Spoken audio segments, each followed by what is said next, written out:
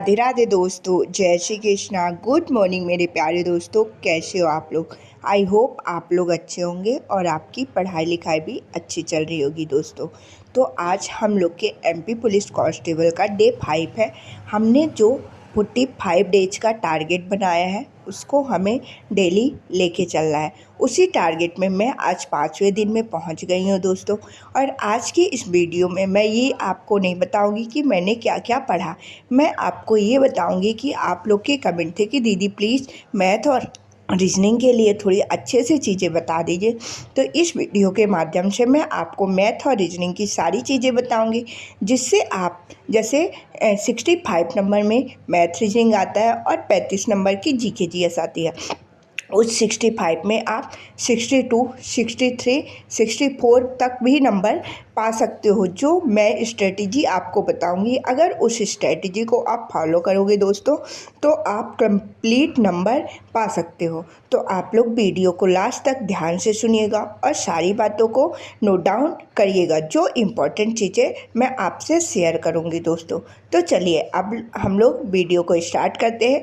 आप लोग भी ध्यान से सुनना स्टार्ट करिए और सारी चीज़ों को मतलब नोट डाउन करिए। तो सबसे पहले हम मैथ्स की बात करेंगे, ठीक ना दोस्तों, फिर रीजनिंग की। मैथ्स ऐसी 35 नंबर का मैथ्स आता है और 30 नंबर की रीजनिंग आती है, ठीक ना। ये मतलब नंबर इधर उधर भी हो सकते हैं। तो मैथ्स में हमें सबसे पहले क्या करना है, सबसे पहले हमारा तो सिलेबस कंप्लीट होना चाहिए। आई होप आप लोग का मैथ्स का सिलेबस कंप्लीट हो, ठीक। एडवांस में मैं कुछ टॉपिक बताऊंगी, सिर्फ उतने ही टॉपिक आपको एडवांस में करना है। बट अर्थमेटिक को हमें कंप्लीट मतलब होना चाहिए। अर्थमेटिक में रेशियो भी, परसेंटेज भी, ये दो चैप्टर तो मेन रहते हैं, ठीक ना।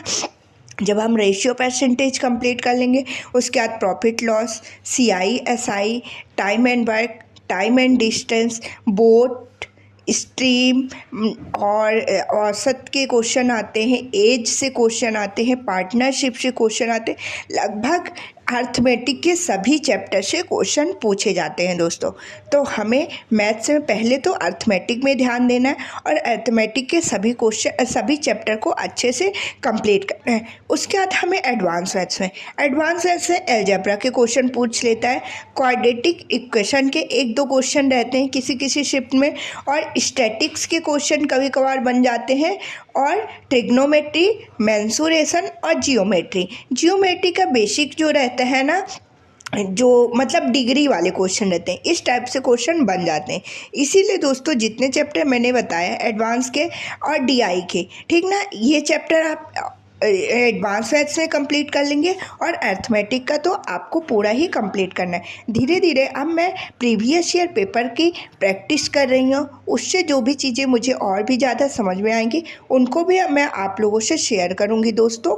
तो मतलब अभी स्टार्टिंग में आप लोग इतना कंप्लीट करने की कोशिश करिए। जब आपका इतनी चीज़ें सिलेबस पूरा कंप्लीट हो जाए उसके बाद आप भी प्रैक्टिस सेशन लगाना स्टार्ट करिए। सबसे पहले आपको प्रीवियस ईयर पेपर लगाना है, ठीक ना। प्रीवियस ईयर पेपर लगाओगे आप तो आपको समझ में आ जाएगा कि पैटर्न क्या किस हिसाब से जा रहा है, ठीक ना। और फिर उस पैटर्न में कौन सी चीज़ें आप कर पा रहे हो और कौन सी चीज़ें आपसे नहीं बन रही। जो भी चैप्टर आप पढ़ने के बाद भी आपसे नहीं बन रहे तो उस चैप्टर को प्रैक्टिस सेशन लगाने के बाद साइड में नोट डाउन करिए और दोबारा से जाइए उस चैप्टर को कंप्लीट करिए दोस्तों। उस चैप्टर से कुछ मतलब 100 से 150 क्वेश्चन प्रैक्टिस करिए। आप लोग डेली का टारगेट बनाइए कि एक दिन में हमें एक चैप्टर कंप्लीट ही करना है, और उस चैप्टर से रिलेटेड चाहे कैसे भी क्वेश्चन आए उन्हें हमें मतलब अच्छे से सॉल्व करके सही आंसर निकालना है दोस्तों। इस तरह से हम मैथ्स को कंप्लीट रिवीजन भी कर सकते हैं और मतलब अच्छे मॉक में नंबर भी स्कोर कर सकते हैं दोस्तों। यही मॉक में नंबर इंक्रीज करने का भी तरीका है। ये मैथ्स में भी हमारे लागू होता है और रीजनिंग में भी हमारे लागू होता है। देखो अगर रीजनिंग एक बार आप बेसिक से कंप्लीट कर लोगे ना दोस्तों सारे चैप्टर, तो रीजनिंग ऐसी चीज़ है जो भूलती नहीं है। मैं अरुण सर से जो कैरियर विल में पढ़ाते हैं उनसे मैंने एक बार पहले मतलब जब स्टार्टिंग में मैंने प्रिपरेशन स्टार्ट की थी तो मैंने पूरा सिलेबस कंप्लीट कर लिया था।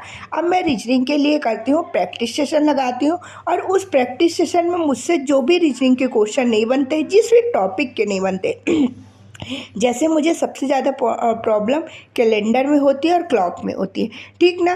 तो इन चैप्टर को मैं डे मतलब टाइम टाइम पर रिवीजन करती रहती हूँ, जैसे प्रैक्टिस सेशन भी लगाती हूँ, और उसमें भी जिस टॉपिक के क्वेश्चन नहीं बनते हैं तो उस टॉपिक को यूट्यूब में सर्च करती हूँ और प्रॉपर रिवीजन कर लेती हूँ। मेरी रिवीजन की यही स्ट्रेटजी है दोस्तों। अगर आप भी मेरी रिवीजन की ये स्ट्रेटजी फॉलो करोगे ना, तो आप भी देखोगे कि आप बहुत अच्छा नंबर स्कोर कर पाओगे। आपके मॉक पे भी नंबर मतलब इंक्रीज होना स्टार्ट कर देंगे दोस्तों।